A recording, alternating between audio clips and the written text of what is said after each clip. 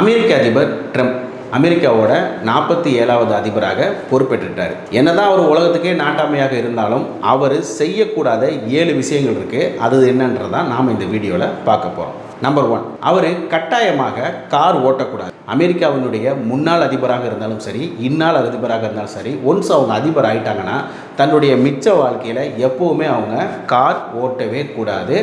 ஒருவேளை அவங்க வீட்டில் ஏதாவது பார்ட்டினா உள்ள இன்டோரில் ஓட்டிக்கலாம். நம்பர் 2, ஒரு அமெரிக்க அதிபர் எக்காரணத்தை கொண்டும் செல்ஃபோன் பயன்படுத்தவே கூடாது. ஆச்சரியமாக இருக்குல்ல? உண்மைதான். ஏன்னா பாதுகாப்பு காரணங்களுக்காக அவங்க கிட்ட இருக்கக்கூடிய அந்த ஸ்பெஷல் டீம் இருக்குல்ல, அவங்க செல்ஃபோன் பயன்படுத்த அனுமதிக்க மாட்டாங்க. நாட் ஓன்லி செல்ஃபோன், எந்த ஒரு எலக்ட்ரானிக் டிவைஸஸையும் அவங்க யூஸ் பண்ண விட மாட்டாங்க. இருந்தாலும் முன்னாள் அமெரிக்க அதிபர் பராக் ஒபாமா பார்த்திங்கன்னா ஒரு ஐபேட் ஒன்று ஸ்பெஷலைஸ்டாக அவங்களுக்கு பண்ணி கொடுத்தாங்க. அதை யூஸ் பண்ணிகிட்டு இருந்தார். இப்போ கடந்த அதிபராக இருந்த பைடன் பார்த்திங்கன்னா ஒரு ஸ்பெஷல் ஆப்பிள் வாட்சை யூஸ் பண்ணாங்க.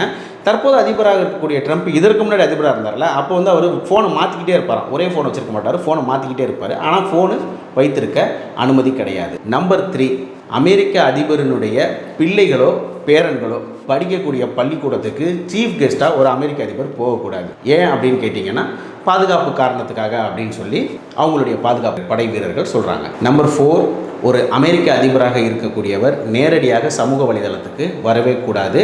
அதுவும் பாதுகாப்பு காரணங்களுக்காக தான். அவரின் சார்பாக வெள்ளை மாளிகையிலிருந்து ட்வீட் போடுவாங்க.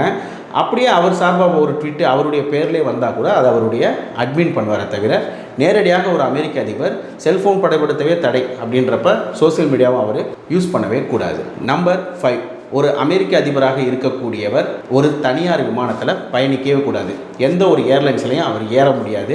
எங்கே அவர் போகிறதாக இருந்தாலும் அமெரிக்கா அவருடைய ஏர்ஃபோர்ஸ் ஒன்று இருக்குது இல்லைங்களா, அதில் போகணும். பக்கத்தில் போகிறதா இருந்தால் அவருடைய ஹெலிகாப்டரில் போகணும். இதை தவிர்த்து அவர் எந்த ஒரு வணிக விமானத்திலையும் ஏற முடியாது. நம்பர் 6, ஒரு அமெரிக்க அதிபராக இருக்கக்கூடியவர் எந்த ஒரு காகிதத்தையும் தேவையில்லைன்னு சொல்லி குப்பையில் தூக்கி எறியக்கூடாது.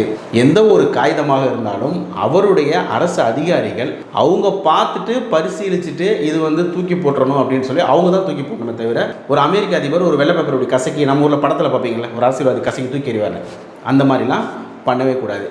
7வது விஷயம் தான் பார்த்திங்கன்னா ரொம்ப முக்கியமான விஷயம். ஒரு அமெரிக்க அதிபராக இருக்கக்கூடியவர் அமெரிக்காவினுடைய வெள்ளை மாளிகைகளில் ஏகப்பட்ட ஜன்னல்கள் இருந்தாலும் அவர் எக்காரணத்தை கொண்டும் ஜன்னல் கதவை திறக்கவே கூடாது. காற்றே வரலனாலும் சரி, அதாவது அந்த ஜன்னல்கள் அழகுக்காக தான். அதை தவிர ஒருபோதும் அமெரிக்க அதிபர் மட்டுமல்ல, வெள்ளை மாளிகையில் இருக்கக்கூடிய எந்த ஜன்னலையும் யாரும் திறக்கவே கூடாது.